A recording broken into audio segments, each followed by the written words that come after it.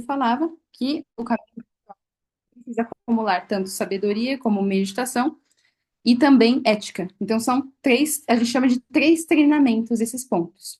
Tá? Então, a gente treina ética, que eles vão colocar no Vinaya, a gente treina sabedoria, onde a gente estuda os textos de Abhidharma, por exemplo, que é a parte técnica do Dharma, a gente entender os pontos, a gente entender a lógica da mente, como a nossa mente funciona, como a realidade funciona, como as aflições funcionam, quais são as causas do sofrimento, como que a gente se liberta das causas do sofrimento e atinge a iluminação e a libertação completa. O que vocês estão estudando aqui entraria dentro dessa cesta de desenvolvimento de sabedoria. E daí a última cesta é meditação, que é onde a gente senta lá bonitinho e treina tudo que a gente aprendeu na cesta de sabedoria. Então, a gente tem esses três treinamentos, tá? E os três são necessários. Então, a gente estava. Essa recapitulação do que a gente viu ontem. Então, a gente vai continuar. Daqui a pouco a gente já vai entrar na parte 2, pouquinho já. Ah, vai ser maravilhosa. A parte 2, estou muito ansiosa para entrar com vocês. Então, a gente parou aqui nesse último parágrafo da página 51. A compaixão é algo natural em todos nós, mas pelo fato de termos hábitos arraigados, muito autocentrados, precisamos cultivá-la contemplando o sofrimento das pessoas que imprimem solidez ao sonho. Precisamos desenvolver o desejo sincero e compassivo de que o sofrimento delas cesse, que elas venham compreender a qualidade onírica da vida e assim evitem toda a angústia que surge quando as coisas a que dão valor inevitavelmente se perdem. Então, aqui, mais uma vez, a gente sempre pensa nessas duas diferenças, né? Então, a gente tem as quatro incomensuráveis, que é o amor, compaixão, alegria e equanimidade. E daí a gente pode trazer um paralelo aqui. Qual que é a diferença primordial entre o amor e a compaixão? Eles andam juntos, mas eles têm uma diferença. Então, a compaixão que o Shaggy está falando aqui, a compaixão ela sempre parte do sofrimento. Eu vejo os seres presos, imersos no samsara, cheios de aflições, apegados a coisas que inevitavelmente eles vão perder. E isso inclui tanto as coisas externas, como as posses, os relacionamentos, a própria juventude, que é tão valorizada principalmente nos dias de hoje, até os aspectos mais internos, no sentido de, por mais que eu manifeste felicidade, manifeste estados mentais virtuosos, eu não consigo mantê-los, porque eles estão dentro desse espectro de ignorância e de impermanência. Então, basicamente, a compaixão, ela sempre nasce a partir da contemplação profunda do sofrimento que a gente tá dentro do samsara e dos outros seres. Então, assim, eu lembro que quando eu comecei a praticar, e eu fazia o mantra Om Mani Padme Hum, que foi o mantra Om Mani Padme Hum que deu um estalo assim pra mim. Eu falei, meu Deus, é isso aqui que eu tava procurando, igual o Kleber, né? E eu lembro que quando eu fazia o mantra Om Mani Padme Hum, eu instintivamente começava a pensar no sofrimento dos seres. Então, naquela época, eu estava passando por um processo de uma ansiedade, por exemplo, muito grande. Eu sofria muito internamente, então externamente estava de boa a minha vida, mas internamente estava terrível. E eu utilizava do meu próprio sofrimento para gerar compaixão pelos seres. Então eu pensava, nossa, quanto maravilhoso é esse estado que eu estou sentindo, eu estou conseguindo me libertar finalmente desse sofrimento terrível. E quantos outros seres não têm acesso a isso e estão sofrendo? E daí eu pensava tão profundamente sobre isso, eu começava a chorar de compaixão. Nossa, que eu possa também ajudá-los a se libertar desse estado que eu estou conseguindo através desses métodos. Então, vocês observem que para gerar o estado de compaixão, que é um estado mental que a gente consegue gerar, e ele é um estado mental mais poderoso que existe, e o mais rápido para queimar o nosso karma negativo e atingir o despertar, o completo despertar, é o aspecto de sempre contemplar o sofrimento dos seres. Ou seja, a nossa vipassana, a nossa meditação analítica, ela está no sofrimento dos seres. A gente se compadece com aquele estado de total confusão. Nós e dos seres. Então a gente também está dentro disso. A gente também tem que ter autocompaixão, digamos assim.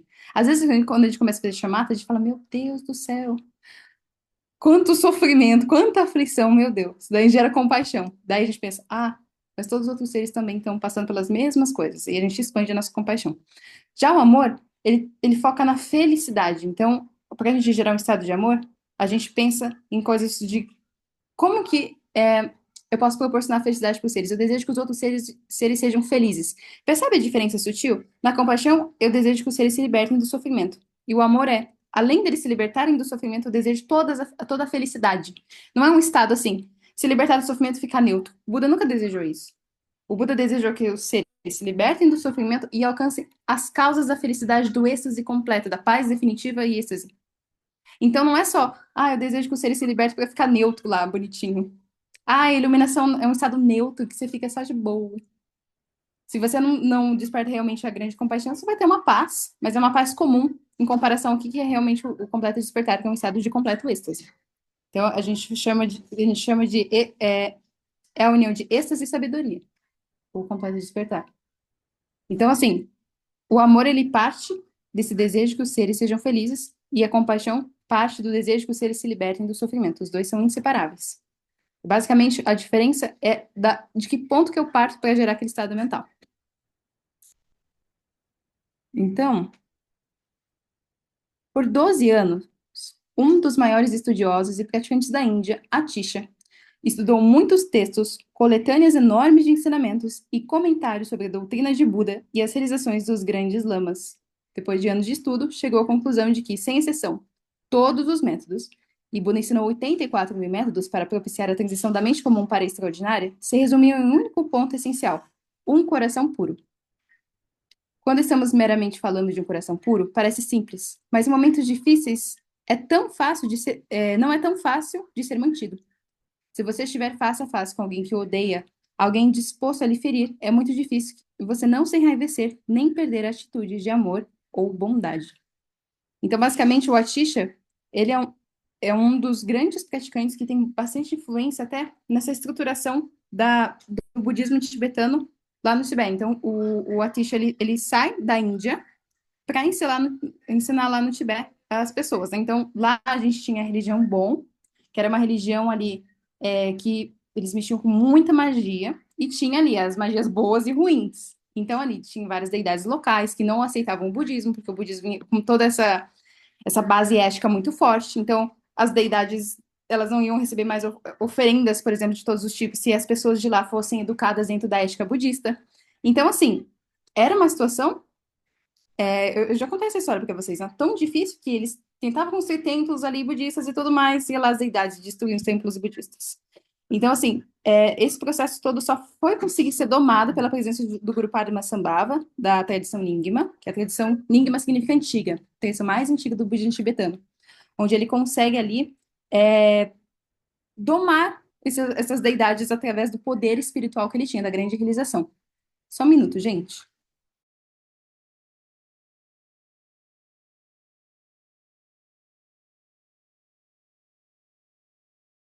Só que o Eric estava duplicando aqui meu áudio, estava difícil. Mas basicamente, então, foi o Guru Padma Sambhava que conseguiu domar ali as deidades locais da religião Bon, que estava naquela época, e eles se tornaram, muitos deles, protetores do Dharma, ou seja, protetores dos praticantes do budismo. Então, isso é muito interessante. Só que depois de um tempo, os ensinamentos de lá começaram a degenerar. E daí o Atisha foi um desses professores que saiu da Índia. Ele era um professor da Universidade de Nalanda, a maior universidade de budismo do mundo na época. Hoje não existe mais. E daí ele foi lá para ensinar. E se eu não me engano, foi a Atisha que, quando ele ia lá ensinar, uma Dakini, um ser de sabedoria feminino, apareceu para ele e falou: Ó, se você ir lá ensinar, sua vida vai diminuir. Você quer ir mesmo lá para estabelecer os monastérios e toda a parte da estrutura budista? E ele falou: Eu vou. Então, mesmo ele sabendo que isso diminuiria o tempo de vida dele, ele foi e partiu para conseguir estruturar novamente de uma forma sábia os ensinamentos budistas que estavam começando a degenerar. Então, o Atisha, ele foi muito importante. E ele era um grande erudito. Gente, naquela época, para você ser um praticante ou um mestre plenamente realizado, você tinha que estudar diversos tratados, astrologia, poesia, você tinha que saber lutar, você tinha que ter domínio de muita coisa, astrologia, astronomia, matemática, gramática. Então, assim, pintura, tinha muita coisa que você tinha que aprender. O Atisha, ele era um extremo erudito que dominava todas essas artes, tudo que era necessário. Mesmo assim, ou seja, mesmo um grande erudito que estudou tudo, ele se a gente fosse colocar hoje na linguagem moderna, ele era tipo um pós-doutor em muitas áreas diferentes, né? Mesmo assim, a conclusão dele foi um coração puro. A gente poderia colocar aqui mais especificamente a bodhicitta, ou a essência da compaixão, que seria o mais importante para esse processo do completo despertar, tá bom? Então, uma forma efetiva de manter o bom coração em nossas interações cotidianas é repetidamente lembrarmos que todos os seres, em alguma ocasião nas nossas muitas vidas, foram nossos pais. Isso pode ser difícil de aceitar para alguns de nós, Mas Buda e outros seres oniscientes de sabedoria infalível ensinaram que todos nós tivemos vidas incontáveis. Nós, por outro lado, não sabemos onde nascemos anteriormente ou o que acontecerá conosco depois da morte. Entretanto, ao refletir sobre isso, verificaremos que vivemos hoje em consequência de termos vivido ontem, e hoje é a base para o amanhã. O mesmo acontece com a sequência da existência. Temos esta vida, o que significa que tivemos uma base anterior para ela, enquanto o próprio presente estabelece o terreno para o que vai acontecer em seguida. Se a nossa sabedoria intrínseca se revelasse de forma mais plena, veríamos que todos os seres, quer humanos, animais ou de outro tipo, em algum momento, ao longo de incontáveis vidas, já nos dedicaram o carinho de um pai ou uma mãe. Deram-nos um corpo, protegeram-nos, permitiram que sobrevivêssemos, ofereceram-nos educação, compreensão e algum tipo de treinamento para o mundo. Então, aqui, gente, vocês vão observar isso, tá? O Shagdu, ele veio de uma cultura tibetana e oriental. Então, lá na essa parte do hemisfério oriental do nosso mundo, falar de renascimento e encarnação é simples. Não tem todo esse estigma que tem no Ocidente por causa do cristianismo. Então, assim, parece muito chocante com a naturalidade que o Shagdu ele fala da questão do renascimento. Então, assim, para quem é muito resistente com a questão do renascimento, pode pensar em questão da momentaneidade, que foi uma teoria, um modo de ver o renascimento que foi desenvolvido depois, que é basicamente a gente renasce a todo momento, igual que eu falei para vocês no vídeo de Sansara, né? Conforme a gente vai oscilando de um estado mental para um outro, mudando o nosso fluxo mental, as coisas vêm até a gente, impacta a gente. Às vezes a gente começa um dia bem, acontece alguma coisa, a gente fica mal. Tudo isso é um processo de renascimento que acontece a todo momento. Então vocês vão ver isso no livro que eu estou escrevendo, que eu consigo descrever cada estado, cada reino que a gente passa conforme o nosso estado mental, conforme a aflição. Então cada reino tem uma aflição correspondente. Depois vocês vão ver isso de forma bem clara. Mas essa é uma das formas de ver. Então, assim, eu acredito que eu posso ter essa liberdade com vocês de também falar de uma questão de renascimento. Até porque existem livros só falando de como que é o processo de estado intermediário e o que você tem que fazer para na outra vida você pelo menos não cair no reino inferior, por exemplo. Não tem como a gente desvencilhar isso. Isso é um aspecto importante do budismo, né? Então, assim, a maioria das tradições espirituais, elas vão tratar, sim, da ideia de vida após a morte. Então, no budismo, isso a gente chama de renascimento. E o Buda aqui, ele tá falando, né? Se a gente tivesse esse olhar de sabedoria como o Buda tem, o que que acontece? O Buda, que é um ser plenamente realizado, que removeu todo o véu da ignorância, que a gente chama de avidya, ele consegue bater o olho em você, ver todas as consequências, causas e condições que fizeram você estar nesse momento. Ele consegue ver todas as suas vidas passadas. Então, assim, nesse sentido, o Buda, ele traz, a partir dessa base de sabedoria que ele traz o ensinamento de que todos os seres, um dia, já foram suas mães. Então, todos os seres que a gente já tem conexão, um dia foi a nossa mãe. Pode ter sido uma mãe macaco, uma mãe camelo, uma mãe humana, ou diversos renascimentos diferentes. E não só isso, no Nani Shimô a gente vai ver que não só os seres já foram nossas mães, mas já foram nossos maridos, nossas esposas, nossos filhos, então, assim, já foi de tudo. A conexão é absurda, né? E daí, dependendo da nossa vida, a gente tem mais conexão com um ou com outro ser, dependendo ali. Mas, no final das contas, de alguma forma, a gente tem essa conexão universal com todos os seres. Daí, dependendo da vida, vai se manifestar um espectro dessa conexão que vai se aproximar com seres específicos daquele espectro naquela vida, em outros seres. Então, tem esses pontos também. Mas, no final das contas, o Buda, ele tem essa percepção de que todos os seres um dia já foram nossas mães. E daí ele usa isso também como meio hábito. Se a gente não quer. Se é muito difícil a gente pensar que realmente isso foi possível, isso aconteceu, pensa que isso é uma forma da gente poder desenvolver um estado de um pouco mais de amor e compaixão em relação aos seres. Então, se a gente tá em uma situação de muita aflição em relação ao ser, a gente lembra desse aspecto. Ah, mas e se o meu relacionamento com minha mãe e com meu pai não foi bom? Daí eu vou trazer uma coisa ruim? Não, daí você pode pensar no seu filho, ou pensa no ser amado. Então, aquele ser que naquele momento está te causando algum tipo de aflição, já foi aquele ser que você mais amou. Então, a gente pode também trabalhar dessa forma. Mas é para reduzir o apego. Um dos exercícios que eu vi em relação a isso é para trabalhar nossa própria mente, nossa própria capacidade de compaixão, tá, gente? Eu não lembro exatamente o nome do livro, mas ele falou: pensa que aquele ser que tá ali, perturbando a tua vida, para a gente trabalhar nosso estado mental, né, pacificar esse estado de raiva, Um dia já foi um bebezinho amado, pequenininho, inocente. Um dia já foi. Às vezes eu até lembro disso, né? Quando eu vejo seres, principalmente homens, né? Homens sofrem mais com isso. Completamente abandonados ali na rua, sem tomar banho, sem comer. Um dia já foi um bebezinho tão amado pela sua mãe. Imagina se uma mãe visse o seu filho nessa situação, quanto que seria triste e doloroso, sabe? Então aquele homem ou aquele ser que está tão marginalizado já foi um bebezinho amado pela sua mãe, que foi cuidado. E por diversas causas e condições, pelo seu próprio karma, acaba naquela situação. A gente utiliza esses tipos de pensamentos para que a gente possa gerar esse estado mental de compaixão e um dia a gente possa também beneficiar esses seres. A gente vai conseguir sair ajudando todo mundo, né? Mas primeiro, o primeiro passo para a gente um dia conseguir ajudar o máximo de seres possíveis é a gente mudar nosso estado mental e a nossa visão. Então, esse é um dos exercícios eficazes que a gente tem para primeiro pacificar o estado de aversão, de raiva, para um estado de mais compaixão.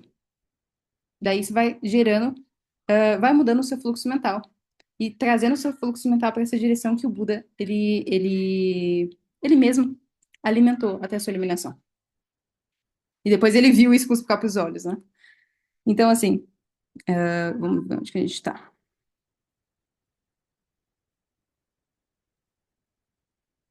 Não importa quais sejam os seus papéis agora ou quão difíceis possam ser os nossos relacionamentos com eles. É como se estivéssemos em um jogo de faz de conta. Somos como atores que passaram a crer que são realmente os personagens que estão representando. Quando compreendemos a conexão que há entre nós e cada um dos demais seres, surge a equanimidade, que é uma das quatro incomensuráveis que a gente fala. Nós encaremos todos, amigos ou inimigos, com consideração. Mesmo que tenhamos dificuldades com alguém, isso não quer dizer que aquela pessoa não tenha sido importante para nós em algum momento. E, na verdade, aqui a gente pode trazer um outro tipo de reflexão para conseguir pacificar, às vezes, o nosso estado mental, que tende muito a uma dualidade muito terrível. Então, eu sou a pessoa mais boa do universo, intocável, todo o resto que vem, de alguma forma, causar confusão, é um ser mais perverso do universo, tem que ser eliminado e destruído. Essa dualidade que, geralmente, a gente tem de alguma forma. Como que a gente pode começar a pacificar isso e ter uma visão de compaixão? E vocês vão observar, tá? Conforme vocês vão realmente tendo essa visão de compaixão em relação aos seres que têm muita dificuldade, o próprio fluxo do ser começa a pacificar e ele vai te tratar diferente. Não faça esperando por isso, mas acaba que acontece, porque os seres, mesmo que inconscientemente, eles sentem fluxo. É por isso, por exemplo, que eu sempre dou esse exemplo. O Lama de São Capa, ele era um ser tão realizado que as pessoas ficavam perto deles e ficavam alegres, ficavam felizes, se sentiam bem. Porque mesmo que elas não saibam conscientemente, inconscientemente, elas sentem aquele fluxo mental iluminado, digamos assim. Então, quando a gente começa a tentar mudar esse fluxo mental, vou ser meio New Age agora. O que a gente emite externamente, a frequência que a gente coloca já não é de aversão e de raiva. É é um fluxo mais equânime de compaixão. Isso tem o poder de algum grau influenciar os outros seres. Então, aqui a gente pode trabalhar tá com um termo que isso ele foi revelado com mais força dentro do Sutra do Lótus, que a gente chama de Tathagata Garba. Tathagata Garba. Difícil de falar. Tathagata Garba. Difícil de falar, que é basicamente a natureza de Buda que existe em todos os seres. Então, todos os seres têm esse potencial de atingir a realização búdica. Eles têm potencial. Não é que eles já são Budas, pelo amor de Deus. A gente vai olhar lá na rua os seres brigando e fala, os dois Budas brigando. Não é isso. Tem um potencial. Todos os seres, sem exceção, têm esse potencial. Então, o Buda, ele faz esse tipo de revelação lá no Sutra do Lótus. Porque até então, existiam vários tipos de restrições para um ser ter ali um potencial de Buda. Então, ele tinha que ter determinado tipo de comportamento, assim, assado, sabe? Então, era bastante difícil. Depois o Buda vem e ele quebra esse paradigma e ele fala: todos os seres têm o potencial, têm esse potencial dessa natureza, de desenvolver essa natureza, não importa. Ou seja, de alguma forma, quando a gente vai fazer mal para um ser, por exemplo, com as nossas aflições, deixa eu fazer um negócio aqui para causar sofrimento para aquele ser, você está causando sofrimento com potencial Buda. Em algum momento. Tem um potencial Buda ali. E conforme a gente vai ver que todos os seres têm essa natureza essencial, a gente também acaba tendo um respeito natural por eles. A gente olha eles de forma diferente. Aquele ser está extremamente obscurecido agora, está se manifestando como um demônio, mas ainda ali tem uma pontinha dessa natureza búdica essencial, que tá ali atrofiadinha, coitada. Tá ali, ó. Bem pequenininha, assim, tamanho de um grão de arroz, mas tem ali. E daí o Buda olha pra gente obscurecido e fala: Ih, meu Deus do céu, é um monte de demônio. Viu os tibetanos praticantes? E quando eles vieram aqui pro Ocidente, eles falam que a gente era demônio dos olhos azuis. Porque no Oriente não tinha gente de olho claro, né? Daí eles viam um monte de americano, europeu com os olhos claros e falavam: os demônios de olho azul. Então, assim, é como se os seres iluminados ou extremamente realizados vissem a gente como os demônios, demônio, cheio de aflição mental. O demônio não é exatamente aquele bicho cheio de chifre, não. É aquele monte de aflição mental. Mas eles, em vez de olhar todo aquele espectro do demônio, eles olhavam esse grãozinho de luz, dessa natureza búdica. A natureza de Buda. Que é esse nome difícil que eu falei pra vocês, Tathagata Garba. Mas eles olham pra isso e falam: eu acredito nesse potencial. Desse tamanho aqui, mas eu acredito nele. E eu vou ensinar por causa dele. Porque se vocês não tivessem, de alguma forma, esse potencial, o Buda não teria pregado. Ele não teria ensinado. Porque não haveria nada que se possa fazer se você fosse, por exemplo, se a gente fosse intrinsecamente ruim, se a gente fosse intrinsecamente obscurecido, como a gente brinca, ou se as aflições intrinsecamente, ou seja, não teria como mudar, é assim, pronto, ele não teria por que ensinar. Mas ele só ensina porque ele sabe que isso não é a natureza essencial dos seres. Então, todo ser que tem cognição é capaz de atingir o estado de Buda. Porque tem essa natureza, essa semente dessa natureza. Não é a mesma coisa. Não vai lá falar que eu sou Buda, a Milena é Buda. Não. A Milena tem o potencial do Buda. A Miriam tem o potencial do Buda. O Kleber tem o potencial do Buda. Todos aqui, todos os seres têm. Todos os seres. E daí os Budas, seres iluminados no geral, eles olham e eles acreditam, eles colocam as fichas desse potencial tão pequenininho, mas que tá lá. Então é isso que os seres iluminados fazem. Isso aí é compaixão. O Eric que fica me contando as histórias, né? De Jesus se eu não me engano, de Pedro, que era todo estouradão. E mesmo assim, Jesus tinha uma paciência absurda com Pedro, mesmo Pedro sendo todo colérico daquele jeito. É exatamente isso. A gente é Pedro e a mente iluminada, que se manifesta em vários tipos de mestres, é Jesus. Então é basicamente isso. Se a gente fosse colocar e fazer uma aproximação. Então, nossa compaixão se aprofunda quando vemos uma pessoa que uma vez já foi nosso pai ou mãe sofrer horrivelmente. Nós contemplamos como é triste, ela não compreende. Se eu compreendo um pouco mais, é minha responsabilidade ajudá-la tanto quanto posso. Esse tipo de percepção nos deixa mais suaves. Assim, quando estamos em uma situação de tensão, pensamos por um momento antes de agir impulsivamente, respondendo com paciência e compaixão em vez de raiva. Tentamos ser mais gentis e procuramos ajudar, evitando implicar com os outros, evitando ações negativas e egoístas que possam ferir as pessoas. Eu sempre fico pensando nisso, né? Poxa, os seres já têm tantas aflições, eles já sofrem tanto, já é tão difícil, sem um ser fazer nada para eles. Eles próprios, com as próprias mentes, já fazem tanto. A gente, né? Nós, com as nossas próprias mentes, com as nossas aflições, já causa tanto sofrimento pra gente. Não precisa nem de ninguém surgir pra gente causar sofrimento pra gente. Daí, assim, imagina o tanto de obscurecimento precisa ter para, além de eu ter essa consciência de que os seres já sofrem por si mesmos, que já estão condenados ao nascimento, envelhecimento, doença e morte, já sofrem com suas próprias mentes, ainda eu vou lá para aumentar o sofrimento deles? Meu Deus do céu! Então, conforme a gente vai tendo esse tipo de pensamento de quantos seres já estão sofrendo, até as nossas próprias tendências negativas, por exemplo, de querer ferir, de querer prejudicar algum outro ser, de querer, de alguma forma, tirar a felicidade deles, começa a cair por terra. Porque a gente fala, meu Deus, eu já estou sofrendo demais, o que eu vou fazer? É como se tivesse uma ferida, todos os seres já tiverem o corpo todo cheio de ferida, a gente ia lá e joga vinagre neles. Eles já estão sofrendo, né? Então, assim, às vezes essa coisa, quando a gente aprofunda na visão do karma, ah, mas me fez um tanto mal, agora eu vou lá me vingar. Mas pra quê, gente? O ser já criou tanta causa de sofrimento só pelo mal que ele fez? Por que que você vai, daí você vai criar junto, vai os dois sofrer lá. Vai os dois. Que quando você toma o veneno da negatividade, você também fica contaminado. Então, assim, se você entende um pouco de lei do karma, você já se abstém desse tipo de ação. Ah, mas eu quero me vingar do mesmo jeito. Tá bom, leva o karma aí. Mas você vai se envolver e vai deixar sua conexão com aquele ser negativa mais forte ainda. Ah, daí volta em outra vida.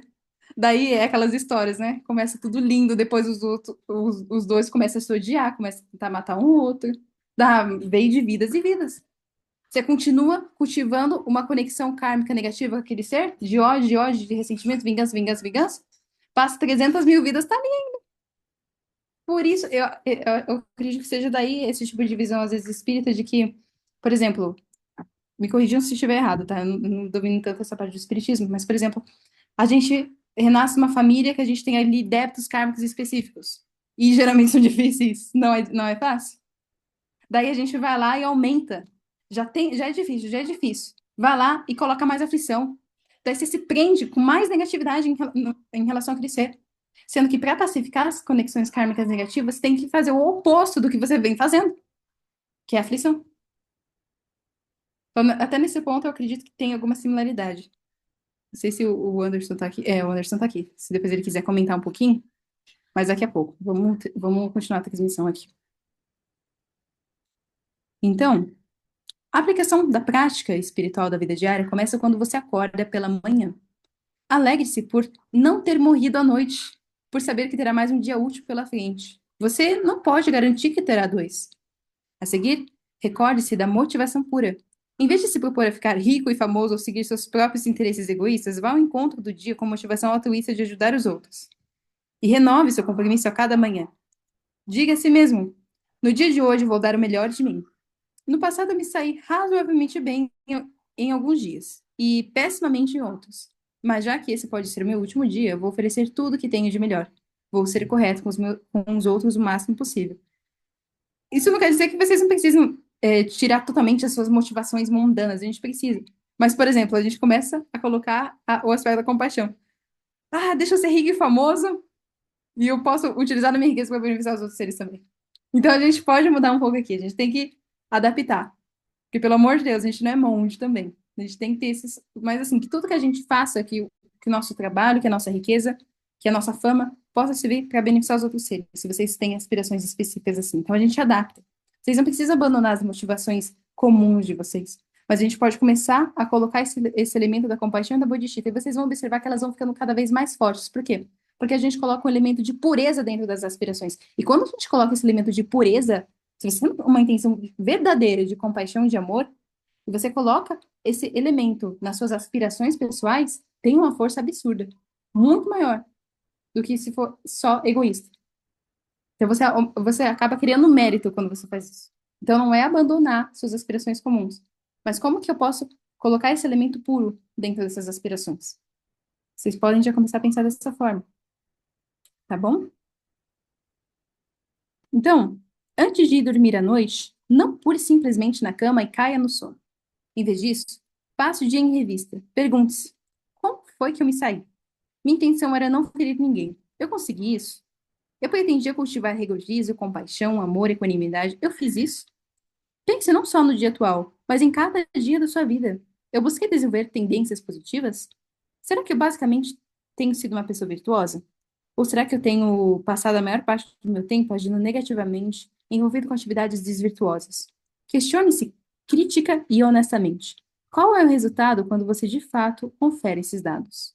Aqui é um pouco da meditação vipassiana, discursiva e analítica, mas analisando nossa própria mente.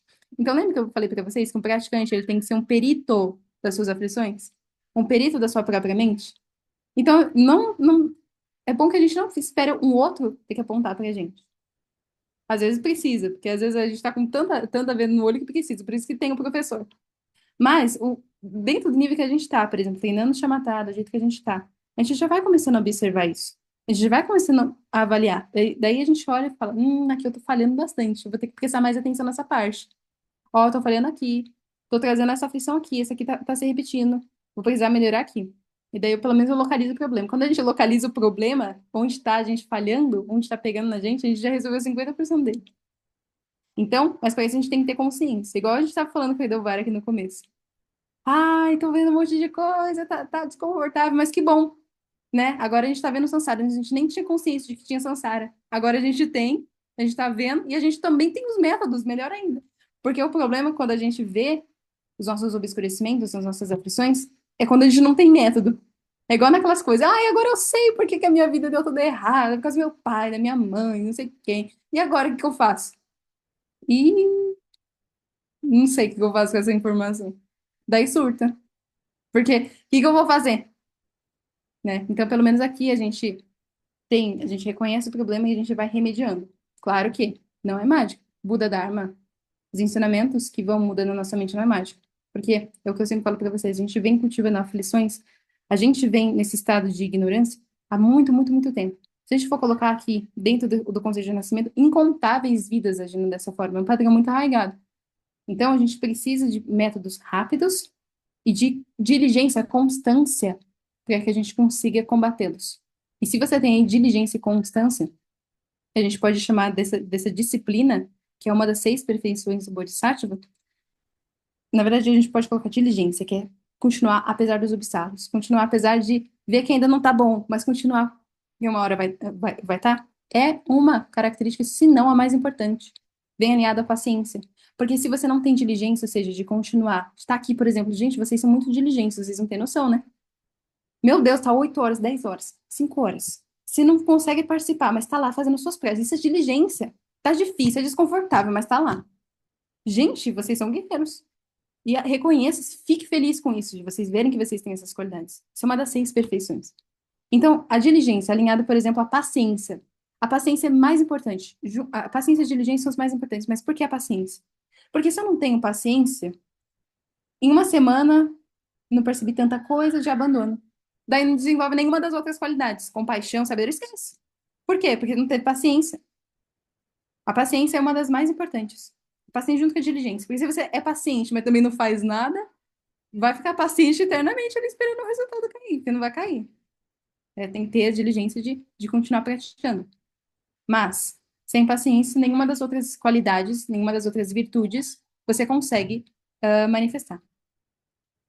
Então, assim, se o pior veneno mental que a gente viu é a raiva, o mais destrutivo, o oposto da raiva, a gente coloca o compaixão em alguns aspectos, mas a gente também poderia colocar a paciência.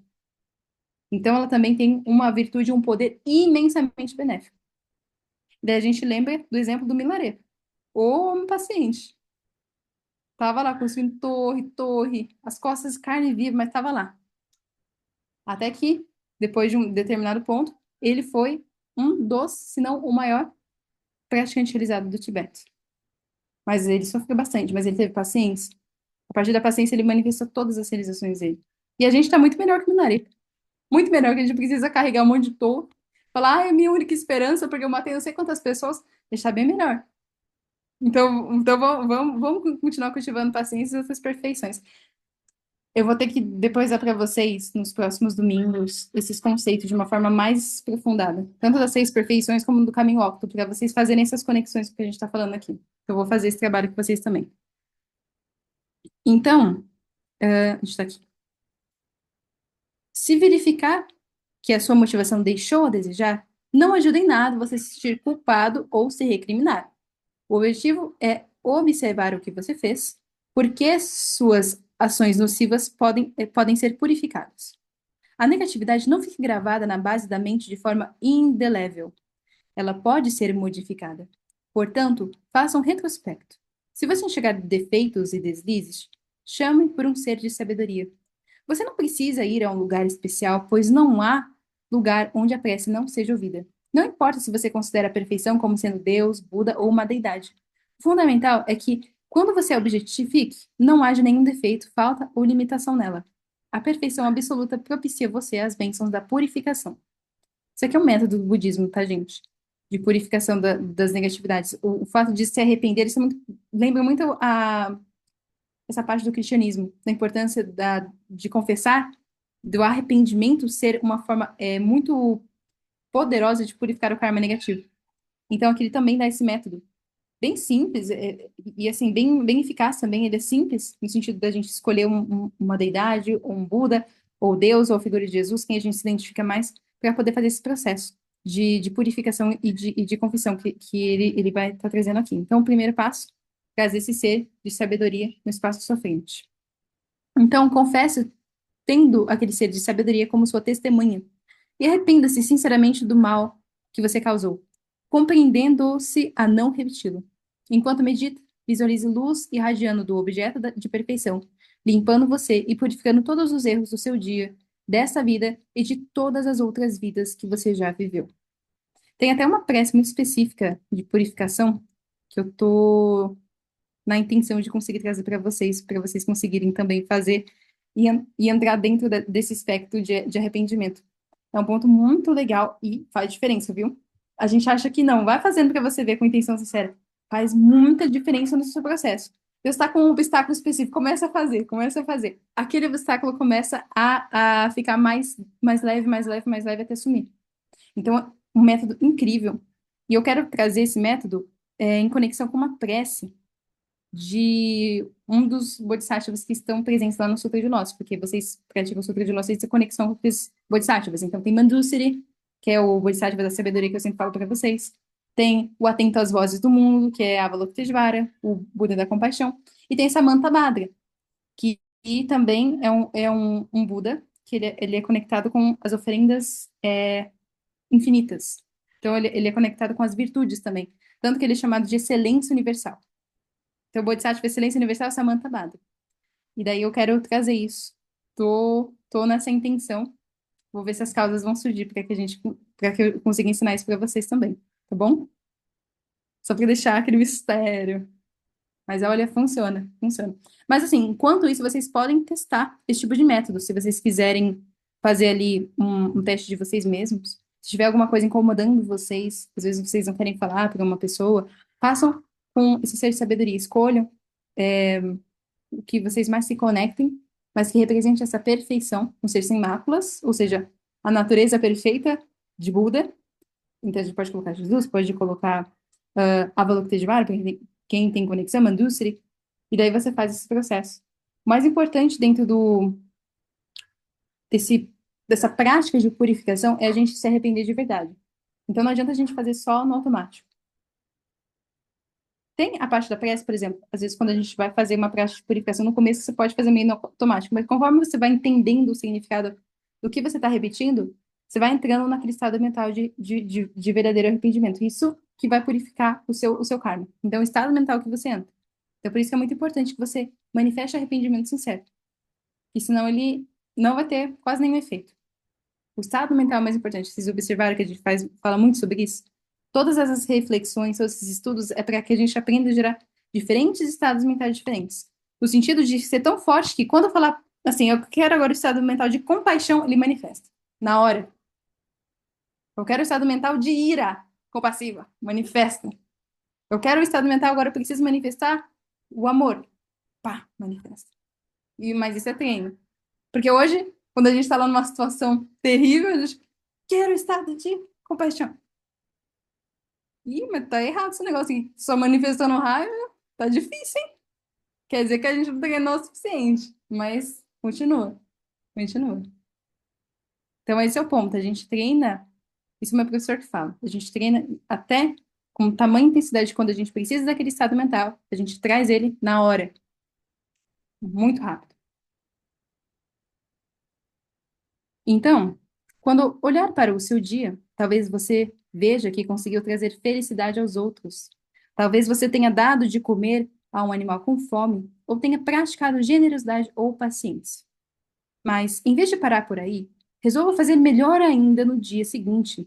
Cultive uma atitude de maior habilidade e compaixão em suas interações com os outros.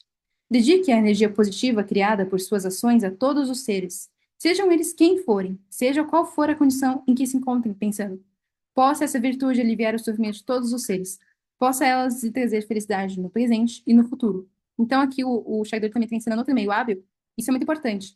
Quando a gente faz qualquer ação positiva, a gente pode pegar aquilo e dedicar para a nossa iluminação e para todos os seres, para a felicidade de todos os seres, para a iluminação de todos os seres. Isso faz com que o mérito daquela ação não permaneça pequeno, mas ele se expanda mais. Então, é como se fosse uma vela.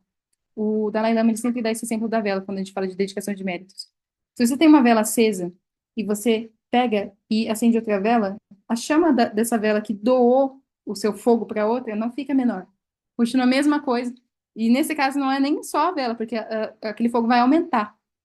Então é como se quando a gente doasse o nosso mérito através da dedicação, o nosso próprio mérito aumentasse. É a mesma lógica do Tonglen. Então eu lembro de situações em que o Eric fez, por exemplo, ele tem bastante concentração meditativa, então é muito bom o Tonglen dele. Ele fez para determinadas pessoas que tinham problemas ali respiratórios, por exemplo. Isso vai depender muito do seu nível, tá, gente? Mas eu vou dar um exemplo aqui que eu vi acontecer. E ele tinha sempre problemas ali também nessa parte respiratória. E ele fez uma pessoa que tinha esses problemas. Gente, eu nunca mais vi ele com problemas respiratórios onde ele tinha. Porque ele fez ele nem fez com essa intenção, ele fez com uma intenção pura. Só que acabou que purificou o próprio karma dele em relação à doença. Faz muito tempo que eu não vejo ele doente. Desde quando ele fez isso. Então, assim, depende muito da sua concentração meditativa. Por isso que eu falo, treine shamatha, treine compaixão, porque unindo esses dois tem muito poder. Mas, assim, é um dos pontos que eu vejo quanto que essa dinâmica de doação, dedicação de mérito, ela é poderosa. É absurdo mesmo. Então, essa aqui é uma lógica para combater o que é a nossa avareza. Não, mas essa ação que eu fiz eu quero para mim, para eu ser feliz. Daí vem o mestre e fala: não, dedica para todo mundo, mas se eu vou dedicar para todo mundo, ficar sem? Não. Vai ser para você e para todos os seres, então. Então é muito legal essa dinâmica de dedicação de méritos para combater nossa própria avareza. Olha que interessante. Então, assim, quando vocês fizerem uma boa ação, por menor que seja, alimentei um gatinho que eu vi lá. Primeiro, fica muito feliz de você ter feito aquilo. Gera o que a gente chama de regozijo. Porque quando a gente gera um regozijo, sabe quando a gente vê uma pessoa conquistando uma coisa que ela se dedicou muito, a gente fica muito feliz? A gente fala, que você conseguiu? E você entra naquele estado de regozijo. Isso impacta nossa live de Nana de uma forma muito boa, com uma coisa que a gente chama de um Dharma puro. Então, esse estado de regozijo, ele é um dos aspectos e uma das qualidades que acelera o nosso próprio processo de despertar. É uma das qualidades que a gente pode colocar ali da mente iluminada, que nos aproxima da mente iluminada. Então, por exemplo, quando a gente faz uma ação virtuosa, a gente gera regozijo por aquela ação, a gente impacta nossa live de Nana e tá falando para ele assim, ó, continua fazendo isso. E em outros renascimentos, a gente pode colocar assim, não só em outros renascimentos lá para frente, mas esse próprio, o que vai acontecer? A gente vai começar a criar o que a gente chama de habitualidade ou familiaridade. Daí a gente lembra disso de novo, daquele sentimento, a gente quer de novo, quer de novo, quer de novo. Mas o que a gente quer de novo? A virtude, a virtude, a virtude. E vai acumulando virtude em cima de virtude, virtude, porque eu gerei regozijo. Então, por exemplo, por isso que eu falo para vocês, quando vocês experimentam um pouco do estado mental dessa grande compaixão, uma pontinha é muito difícil que vocês não queiram continuar praticando. Porque é tão maravilhoso, e isso marca tão profundamente nossa Laya Vidyadhana, que a gente quer criar cada vez mais familiaridade naquela direção. E tudo dentro do Buda Dharma é questão de familiaridade. Muito nosso caminho é isso. Porque o que que acontece com o Sansara? A gente criou até hoje familiaridade com as nossas aflições. Então, alguma situação criou raiva na gente, a gente pegou aquela raiva e sentiu muito profundamente aquela raiva. Daí, na próxima vez, a nossa habitualidade vai voltar. Porque a gente repetiu muitas vezes aquele estado mental profundo naquela direção. Então, a gente tem a habitualidade com a raiva. A gente tem a habitualidade com a inveja. A gente tem a habitualidade com o ciúme. Daqui que a gente faz? A gente precisa acumular virtude dentro do caminho. Então, a gente vai criar a habitualidade com o egoísmo. A gente vai criar a habitualidade com a compaixão. A gente vai criar a habitualidade com a paciência. E isso precisa, porque isso vai nos impactar a nível de gerar conforto na nossa experiência comum. Então, se a gente tem uma experiência comum muito conflituosa por causa das nossas próprias aflições, fica muito difícil de praticar e de você continuar. Você não vai ter mérito para conseguir continuar, para conseguir estudar. Isso é um problema. Então, por isso também é uma das razões pela qual a gente foca em sempre em criar essa habitualidade em direção à virtude. Até hoje a gente criou em direção à desvirtude. Mas a gente pode mudar. No começo a gente vai ver que vocês percebem, né? Não sei se quem está treinando chamado percebe que quando acontece alguma coisa que nos impacta negativamente, a nossa habitualidade faz com que a gente vá para irritabilidade, para ansiedade, qualquer coisa que aconteceu fora do nosso controle. Ai, meu Deus, e agora? O desespero, a habitualidade, o desespero.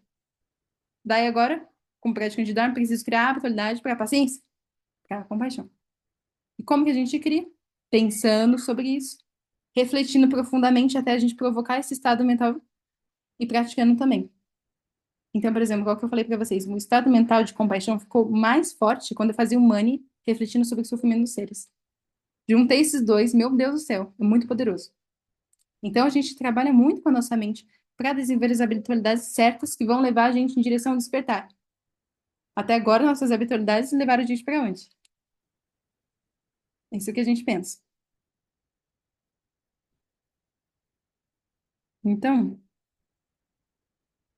aqui a gente pegou outro antídoto, que é dedicação de méritos. Dediquem suas virtudes, dediquem as pequenas, o que a gente considera pequeno. Não tem nada de pequeno nas coisas que a gente faz, gente. Não tem nada.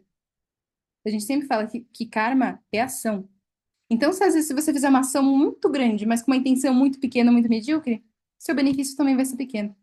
Às vezes você pode fazer uma pequena coisa, mas com uma grande intenção, tem mais benefício.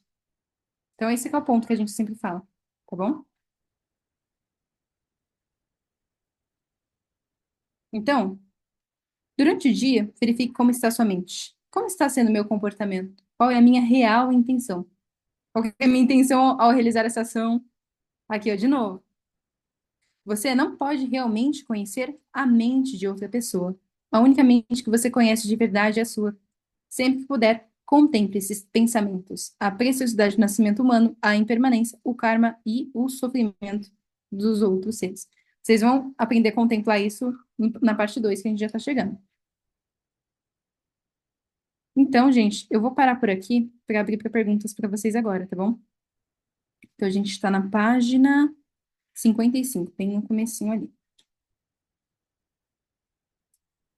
Alguém tem alguma pergunta até aqui? Vou liberar o microfone para vocês. A Mauriana perguntou aqui, agora que eu vi. Quando praticar o mantra Om Mani? Mauriana, você pode praticar ele de manhã. Então, por exemplo, é que para quem não pratica junto com o Eric, 5 horas da manhã, tá? O Eric, ele faz o Daimoku, depois ele vai pro Hansar. Então, geralmente, a gente pratica o Mani. Para quem quiser colocar o Mani, faz Daimoku, o Mani, o mantra Om Mani Padme Hum, 5 minutos cantado, com os olhos abertos, as mãos no coração. E daí você termina com o Hansar, tá bom? Mas você pode adaptar o Mani, principalmente na prática da manhã. Às vezes, à noite, a gente também faz o mantra Om Mani Padme Hum, mas a prática da noite, como ela já é mais extensa, ela é focada no treinamento de concentração meditativa e no Sutra, às vezes fica muita coisa. Então, só de vez em quando eu coloco. E quem não consegue fazer as 10 com a gente, também pode colocar ali, vocês estão fazendo Hansar, vocês podem fazer o Mani e terminar com o Hansar de novo. Você treina tanto, você sempre termina com o Hansar e também no começo. Então, você faz o Hansar no começo para estabilizar a sua mente, daí você consegue fazer uma boa prática de compaixão ali, faz o Sutra com mais consciência e termina com o Hansar novamente para selar a prática, tá bom? Mas geralmente a gente faz o Mani na primeira prática do dia. Porque todos os seres que entram em contato com a gente, de alguma forma, entram em contato com aquele fluxo mental do Mani. Então, é engraçado que quanto mais um praticante ele vai acumulando mantra, ele, com o tempo, ele vai se tornando mantra. Fica tão forte, e isso vai impactando tão profundamente na sua Laya Vidyanana, que as pessoas, elas se aproximam, elas sentem. Então, vocês vão observar, isso acontece principalmente com o mantra Mani Padme Hum. Quem pratica muito mantra Mani Padme Hum, as pessoas querem vir conversar com você, elas querem ter algum tipo de contato com você, elas percebem alguma coisa. Daí o praticante iniciante fala, nossa, será que tá acontecendo? Será que foi o cabelo que eu cortei? Não, é um mantra Mani Padme Hum, que ele tem essa essência de compaixão, ele atrai os seres. Porque os seres querem o quê? Felicidade. A essência da felicidade é a compaixão. Avalokiteshvara é pura, pura alegria, pura alegria, por causa da compaixão dele. Então, seres inconscientemente se sentem atraídos por essa energia. Pode falar, Kleber. Deixa eu só mexer aqui, porque eu acho que eu fechei para vocês, né? Peraí. Vê se agora você consegue falar. Eu, eu desconectei aqui, tá ouvindo? Ah, tô ouvindo, tô ouvindo. Boa noite, boa noite, boa noite a todos, mais uma vez. Professora, eu não lembro se você lembra com relação ao que eu tinha dito do bocejo, que você abre a boca, Hum, né, em vez de estar no meio da galera e reganhar a boca, você joga a língua no céu da boca, aperta a língua no céu da boca e você boceja com o nariz, praticamente, né? Só que isso, assim, é Uhum, difícil, no início é muito difícil, porque quando você abriu a boca, bocejou e depois, lembrei, e tal. uhum. Então, o Sansara, ele se aparece para você, assim, de formas, às vezes, sutis, que a gente precisa estar atento para identificar e, e, e agir, né? Que toda reação tem uma reação, então você vai reagir àquilo que te apareceu, que o Sansara, enfim, não sei se é assim que fala, que te aquela situação. É, tem, tipo assim, você tem que fazer também, além do julgamento, pô, isso me aconteceu, foi ruim. Você mesmo, nessa questão aí sei lá, de tempo, qual tempo, você fazer além de avaliar o que aconteceu com você, também ter empatia e se colocar na posição seria uma forma melhor de você tomar essa decisão de como agir e tal. E se esse sentimento, ou que seja compaixão, ou que seja amor, quando você precisa, epa, eu preciso ter compaixão com essa pessoa, você ainda está no caminho, ou talvez você vai perceber depois a situação vindo, você toma a sua decisão e você não precisa se esforçar para amar, para ter compaixão. Como funciona? Vão com esses dois aspectos, Kleber. Então, o que eu falo para vocês, no começo, como a gente está muito habitualizado com as nossas aflições, vai ser um desafio, porque não é automático. A gente manifesta uma situação dentro do samsara, nosso primeiro impulso é o quê? Raiva, aversão. E daí vem da nossa shamatha, ou seja, da nossa atenção de falar, opa, aqui tá manifestando, deixa eu remediar agora aqui. Senão vai dar merda se eu agir dessa forma. Então, no começo, não vai manifestar de forma automática. Não vai, de jeito nenhum. Por mais que seja a natureza mais essencial, a gente está muito obscurecido. A gente está muito habitualizado com, com a não virtude.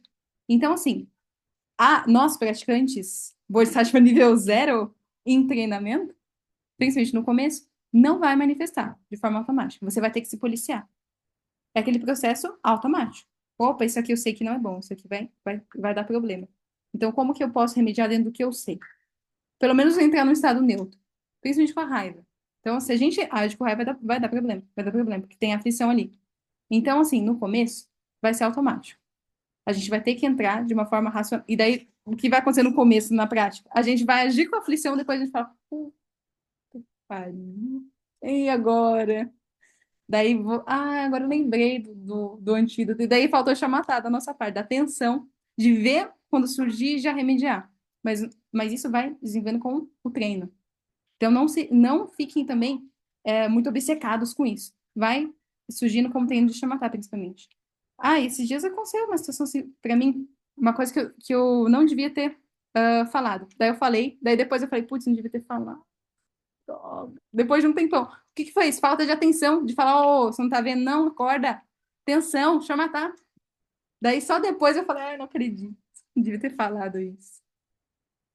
E daí, com o tempo, assim, por exemplo, se você vai ter um treino muito bom, tanto de compaixão como de shamatha, ou como acontece no caso dos seres realizados, eles nem precisam pensar sobre isso. Simplesmente se manifesta o estado mental, porque é o estado natural deles. Então tem esforço.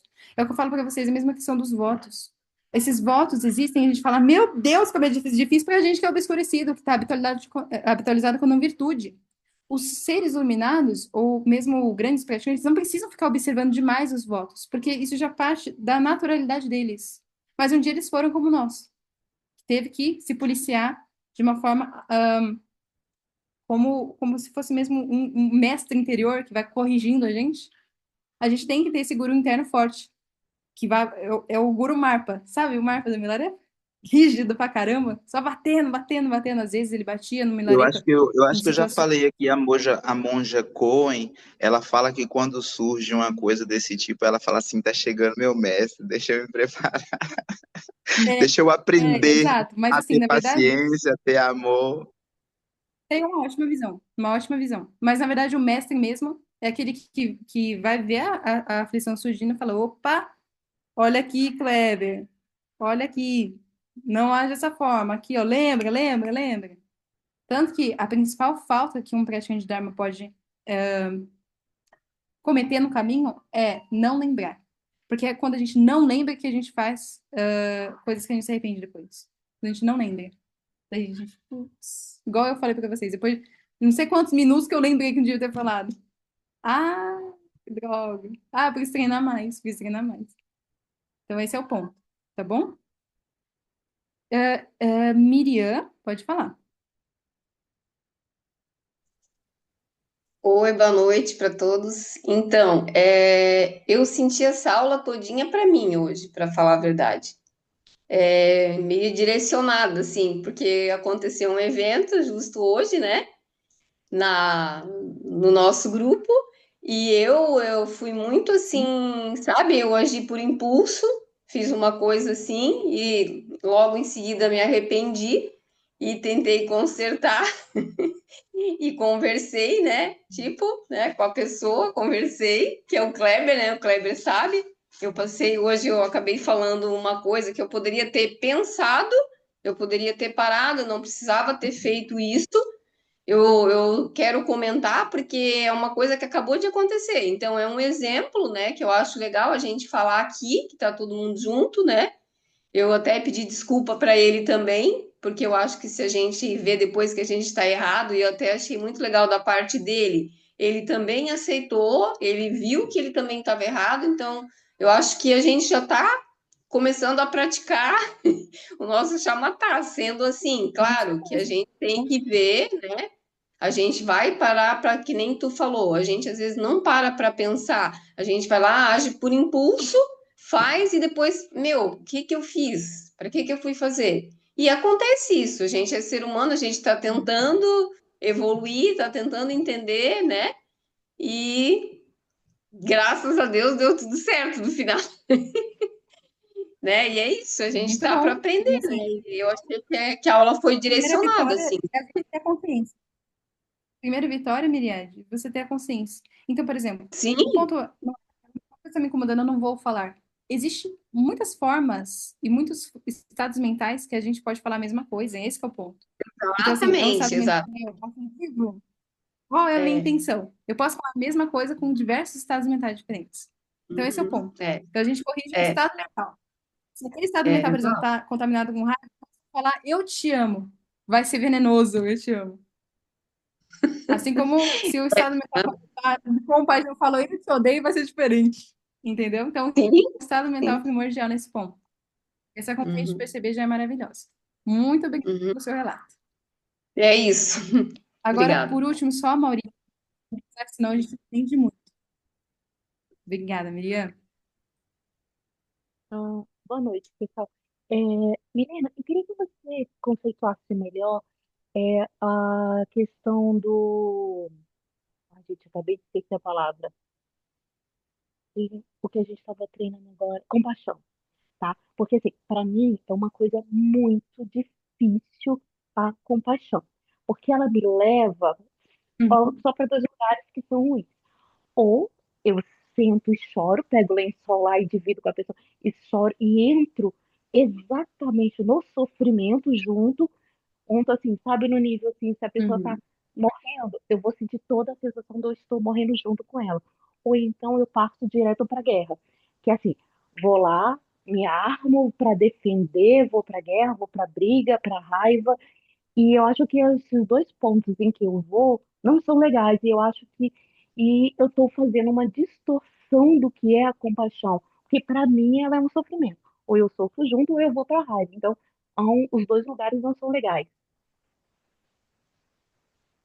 No nosso nível, Mauriana, o ponto que primordial, porque a gente deve desenvolver compaixão, é para que isso alimente a nossa vontade de atingir o completo despertar.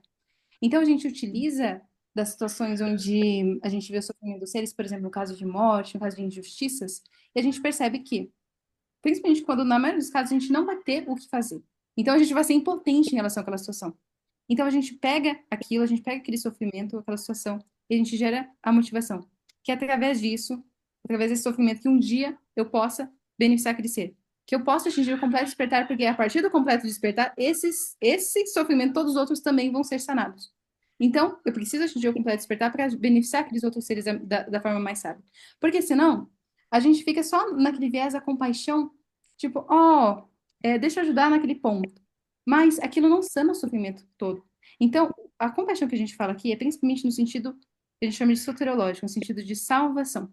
Então, a gente contempla aquele sofrimento temporário daquele ser e a gente gera a motivação de que a gente possa beneficiá-lo e tirar as causas de sofrimento daquele ser a nível último. Essa é a compaixão de um Buda, de um Bodhisattva, que vê aquele sofrimento. Às vezes eu posso ajudar, então eu vou ajudar, por exemplo. No caso que eu vejo um ser passando fome, eu tenho condições de ajudar, ajudo. Mas eu reconheço que aquilo por si só não vai remover todas as causas do sofrimento. Então eu gero o espírito que a gente chama de espírito da iluminação. Que eu possa continuar no caminho, que eu possa continuar me treinando, para que um dia eu possa também ajudá-lo a sair das causas primordiais do sofrimento. E daí a gente utiliza e gera esse estado mental de compaixão para motivar nosso próprio caminho em direção à iluminação. Porque se fosse assim, o Buda ele era muito rico. Ele ia pegar toda a fortuna do palácio, tudo que ele tinha, e dava aos pobres, por exemplo, que existem sempre, né? Muitos seres em situações extremamente desafortunadas. Por que o Buda não fez isso? E ele foi se isolar na montanha. Ele já tinha tudo ali, né? Para sanar o sofrimento a nível temporário dos seres. Porque isso por si só não é suficiente. Então, a grande compaixão que a gente fala aqui, o que o Kleber falou aquele dia, quando ele estava experienciando esse estado mental de grande compaixão, não é só a compaixão no sentido temporário. Esse é um grau da compaixão. E mesmo assim, se a gente só atuar no nível dos efeitos, porque todo sofrimento do mundo é efeito de uma causa. Enquanto todas as pessoas elas estão trabalhando no nível dos efeitos, tentar sanar os efeitos, se você não tratar a causa, não tem ali uma cessação completa. Então, o Buda, em vez de ele tratar só os efeitos do sofrimento, a pobreza, a doença, isso, aquilo, que sempre continua se manifestando, ele pensa, qual é a causa? A causa é essa, a causa é o samsara, a causa é a ignorância. Ele realiza aquilo e daí ele vai ensinar os outros seres para tratar a causa. Então, assim, o nível de compaixão que a gente desenvolve no caminho espiritual é essa grande compaixão de que eu posso ajudar os seres a eliminar as causas do sofrimento.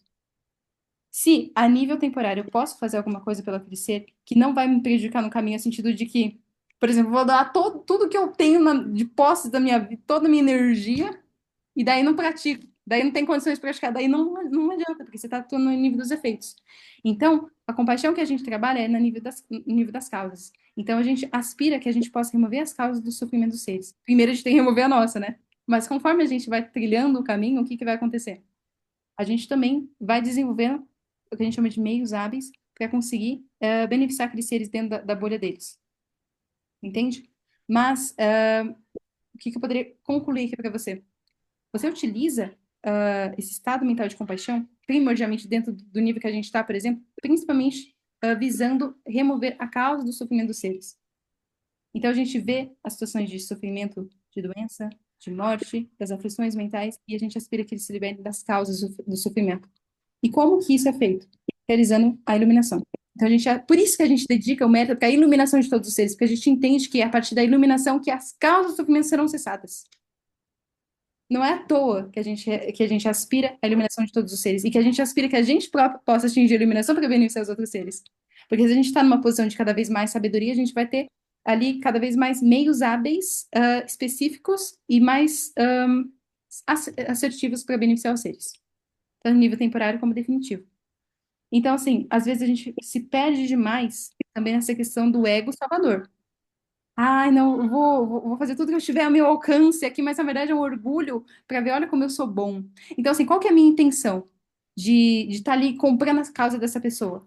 Será que é realmente compaixão pelo sofrimento dela e de ajudar a nível temporário de resolver aquele problema específico, que eu sei que não vai resolver todo o sofrimento dela, que ela vai ter outros tipos de sofrimento depois, se ela não remover a causa do sofrimento? Ou será que é porque, para eu afirmar essa minha imagem de olha como eu sou compassivo e salvador? Porque o mais compassivo e salvador é aquele que vai buscar a causa da cessação do seu sofrimento, do sofrimento de todos os seres. Essa aí é a compaixão máxima.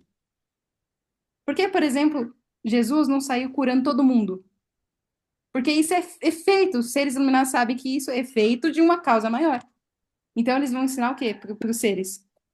Por que que a maior generosidade é você ensinar o Dharma, ensinar os ensinamentos? Porque é com o Dharma que os seres entendem as causas e são as causas. Então, essa é a grande compaixão. Então, a gente fala de compaixão, grande compaixão. A gente precisa, nesse momento, desenvolver esse espírito da grande compaixão. Que eu possa eliminar as minhas causas de sofrimento e a causa do sofrimento de todos os seres. Que todos os seres alcancem a eliminação. O que que eu tô falando quando eu aspiro isso? Que todos os seres se libertem das causas do sofrimento. E daí não há morte, não há doença, não há aflição. Esse é o ponto. Ficou claro para você, Mauriano? Então, assim, em vez de tentar, às vezes, se preocupar só com a compaixão temporária, o que que eu posso fazer aqui? Deixa eu sair fazendo um monte de coisa. É muito virtuoso que se faça, mas se você não tem essa consciência da grande compaixão, você ainda está atuando só no nível dos efeitos. Então, assim, percebi que estou me envolvendo demais? Traz o espírito da grande compaixão. Eu também preciso aqui focar em me treinar para conseguir depois beneficiar esse de uma forma mais efetiva, atuando nas suas causas de sofrimento. Certo? Obrigada. Ah, é que budistas? Qual a abordagem para ensinar as técnicas budistas, como testemunho de vida, como evangelização? Geralmente, o budismo ele não tem esse aspecto, por exemplo, ativo de ensinar as pessoas, de converter as pessoas. Não tem, tá? Mas eu acho que isso é, dependendo da forma como os budistas sempre trabalhavam, eu não acho que isso é muito benéfico. Porque, por exemplo, eu sempre falei assim, poxa, se fosse por às vezes um mestre, um lama budista, eu nunca tinha conhecido o Dharma. Eu conheci o Dharma porque porque assim, eu tive um praticante, basicamente leigo, que me ensinou as coisas. Uma pessoa comum, uma aparência comum. Se fosse depender de um monge ou de uma pessoa da tradição, daquela instituição, eu não tinha acessado. Então, assim, até que ponto é benéfico não ter nenhum tipo de trabalho ativo para trazer os seres para aprender o Dharma aqui, vai sanar as causas do sofrimento. Por isso que a gente tem a Renkai, né, gente? Ah, eu queria ver um de vocês que ia lá no tempo budista para aprender sobre isso. Então, às vezes, principalmente porque eu, por exemplo, não ia me identificar, às vezes, com uma figura religiosa muito rígida, que tá cheio de adorno, de coisa. Eu não ia, não. Eu sinto muito. Eu falo, meu Deus, que loucura é essa? Agora eu entendo, mas antes eu não ia conseguir me conectar. Então, assim, a Renkai, ela vem com essa proposta que é bem disruptiva dentro do budismo, que é, assim, gente, vem aqui, vamos aprender aqui as causas do sofrimento, vamos falar disso abertamente. Sabe? Porque tem muita. Eu percebo que às vezes o budismo é um pouco elitista, a forma tradicional. Porque aí você fica naquela coisa, não, a pessoa vai perceber. A conexão kármica. Gente, é muito difícil desse jeito. Tem que estar ali presente de alguma forma para que eles se aproximarem. Então a Renkai ele eu tenho esse aspecto mais ativo de, por vários meios hábeis, trazer vocês para aprender. Então tem o yoga, tem a meditação. Vocês acharam que era só meditação, né, quando vocês chegaram. Viram que não. Agora, se eu viesse para vocês falando, gente, vem aqui descobrir sobre a história do Buda. Que Buda, o quê? Que Buda? Que Buda vai me ajudar? Agora, É gente, interessante vocês dentro você do... falar isso, sabe por quê, Mi? As pessoas já têm um pré-julgamento, né?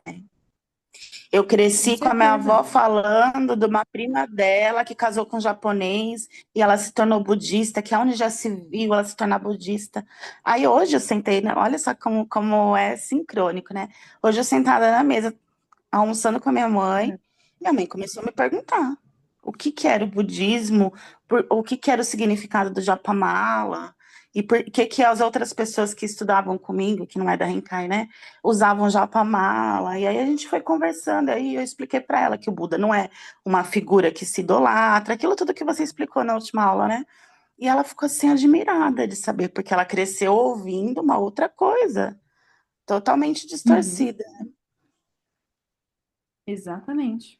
E esse trabalho de se abrir para ensinar as outras pessoas e falar do pouco que você sabe é muito importante. O Bodhisattva ele tem esse papel também de expandir, de ensinar. E eu sentia muita falta disso na estrutura tradicional do budismo, muitas vezes. Então, assim, eu não vim através de um grande lama todo cheio de adorno. Não, foi um praticante simples, leigo, que não tinha cara de praticante. E daí eu fui entrando aos poucos. E também pela generosidade de falar. Se fica aquelas coisas, não, porque eu não vou falar, porque eu não quero dar uma de crente, daí a pessoa que precisava daquilo não escuta e se mata depois. Parabéns, Bodhisattva. Se você observa alguma inclinação, fala, né? Então, assim, eu sempre falo, o Dharma tem poder de salvar vidas. Se você percebe qualquer inclinação daquele ser, tá em sofrimento, adapta aquele ensinamento, adapta isso e vai trazendo ele. Se ele tiver conexão o suficiente, ele vai entrar. Mas assim, não seja a porta fechada que não vai falar nada e fica só meditando para si mesmo e você ficando bem é o que importa. Não, os outros também. Então, essa é uma política, assim, digamos, da Rinkai, de, não, vamos expandir, vamos falar, vamos falar. Tô lá nas redes sociais falando de Buda Dharma, ou falando de meditação ou coisas relacionadas, falando de sofrimento, para começar a puxar os seres também. Então, não se conecta com o Buda, mas se conecta com crise existencial, se conecta com a cidade, se conecta com meditação. Vem, é meio hábito. E chega aqui e estuda a mesma coisa. Porque a lógica das causas do sofrimento de todo o caminho é a mesma. Não importa a porta que você veio. Esse é o ponto. Gente, tá se estendendo demais, tá? Mas muito obrigada pela presença de vocês. Eu vejo vocês na quarta. Qualquer dúvida que vocês tenham, vocês me mandem mensagem, tá bom? Ou no grupo. Fiquem à vontade. Até daqui a pouco.